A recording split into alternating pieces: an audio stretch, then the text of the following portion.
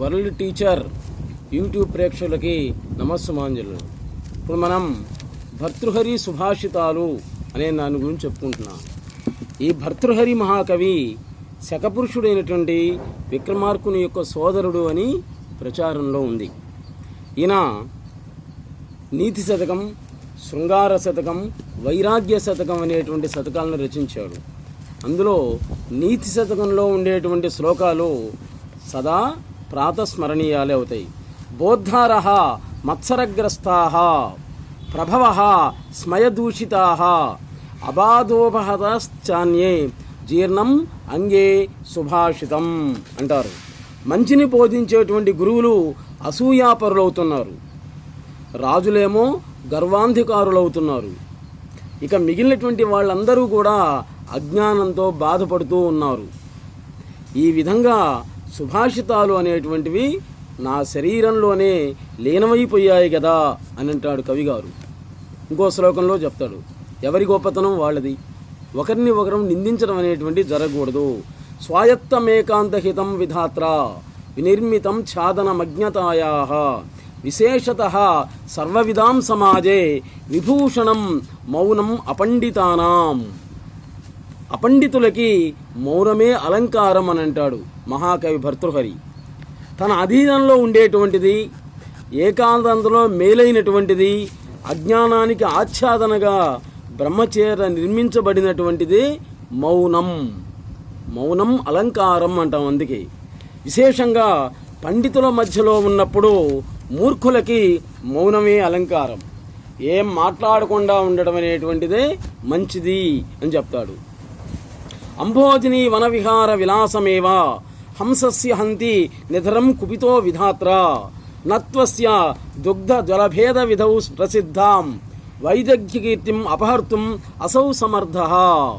వైదగ్ధ్య కీర్తిం అపహర్తుం అసౌ నా సమర్థః అంటాడు భర్తృహరి.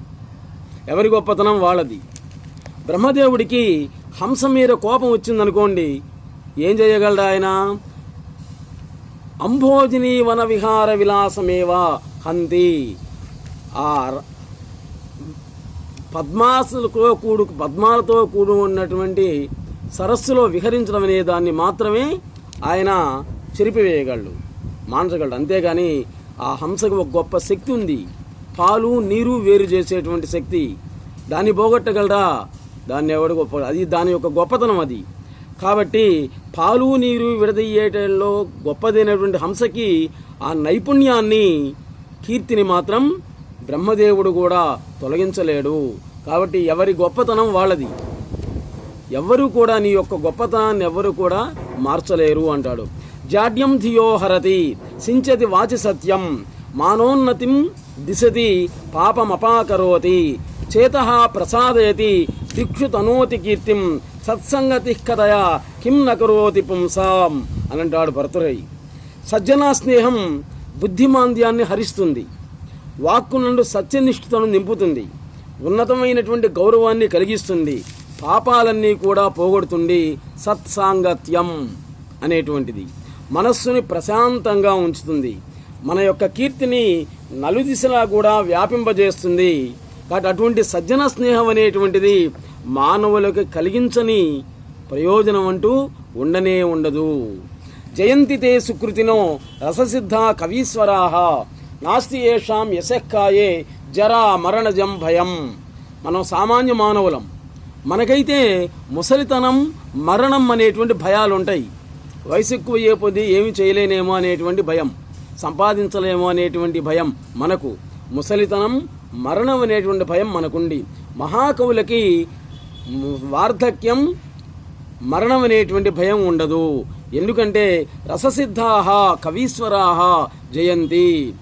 నవరసాలతో కూడుకున్నటువంటివి కావ్యాలు, అవి రాయడంలో గొప్పవాళ్ళైనటువంటి మహాత్ములు అయినటువంటి కవీశ్వరులు ఎంతోమంది జన్మిస్తున్నారు ఈ లోకంలో. అటువంటి వాళ్ళకి యశః కాయే కీర్తి అనేటువంటి శరీర విషయంలో జరామరణజం భయం, ముసలితనం, మరణం అనేటువంటి భయం ఉండదు కదా. వాళ్ళకి ఏమైనా ఇబ్బందులు వచ్చినప్పుడు పుస్తకాలు రాయటమో చదవటమో చేస్తూ ఉంటారు. అందువల్ల మైండ్ డైవర్ట్ అనేటువంటిది అవుతుంది.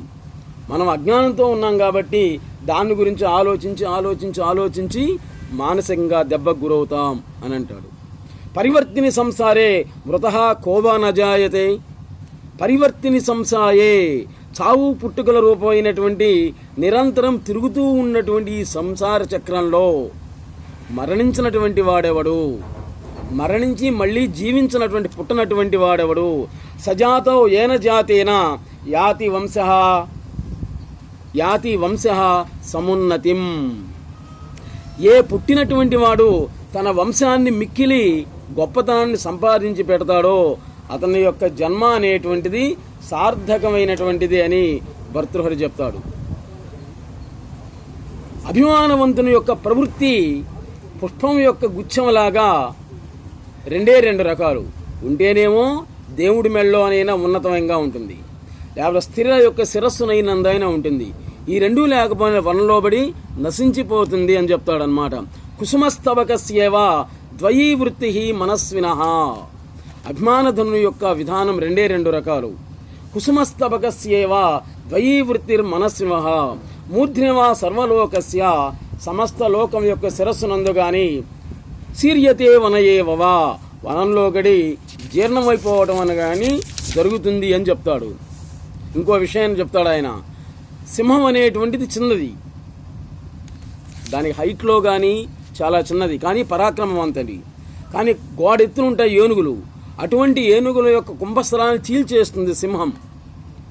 కాబట్టి నిజమైనటువంటి పరాక్రమం ఉన్నట్లయితే పరాక్రమానికి వయస్సు అనేటువంటిది, ఆకారాలు అనేటువంటివి తక్కువ అనేటువంటి కారణాలు కానే కావు అంటాడు. సింహ శిశురపి నిపతతి మద మలిన కపోలభిత్తుషు గజేషు. ప్రకృతిరియం సత్వవతాం నకలు వయస్తేజసో హేతు. కాబట్టి సింహం చిన్నదైనప్పటికీ ఎలాగైతే పెద్ద పెద్ద గోడల్లాంటి ఏనుగుల మీద కుంభస్థలాన్ని చీల్చేస్తుందో ఆ విధంగా నీవు కూడా సింహంలాగా ప్రవర్తిస్తాలి అని చెప్తాడు భర్తృహరి మహాకవి. ఇంకా మనం కష్టపడి సంపాదించేటువంటి ధనానికి మూడు మార్గాలు ఉంటాయి. అవి ఏంటి? నెంబర్ 1, మనం మరణించిన తర్వాత కూడా మన గురించి మంచిగా అనుకోవటానికి దానం చేయటం. నెంబర్ 2, మనం కష్టపడి సంపాదించాం కాబట్టి మనం భోగభాగ్యాలను అనుభవించచావు, ఇబ్బంది లేదు. ఇంకా 3వది, తను తినకుండా ఒకరికి పెట్టకుండా ఉన్నట్లయితే ఆ ధనానికి వినాశనం అనేటువంటిది తప్పదు అంటాడు భర్తృహరి. దానం భోగో నాశః తిస్రో గతయో భవంతి విత్తస్య యో నదదాతి నభుంక్తే తస్య తృతీయా గతిర్భవతి. ఏ ధనవంతుడైతే దానం చేయకుండా తాను తినకుండా ఉంటాడో అటువంటి దానికి 3వ గతి అయినటువంటి వినాశనం అనేటువంటిది తప్పదు అని అంటాడు. ఇవన్నీ కూడా జ్ఞాన ప్రసూనాలే. నిజానికి అజ్ఞానంతో ఉన్నటువంటి లోకానికి జ్ఞాన పుష్పాలని ఇస్తున్నాడు భర్తృహరి మహాకవి. Please subscribe our world teacher channel.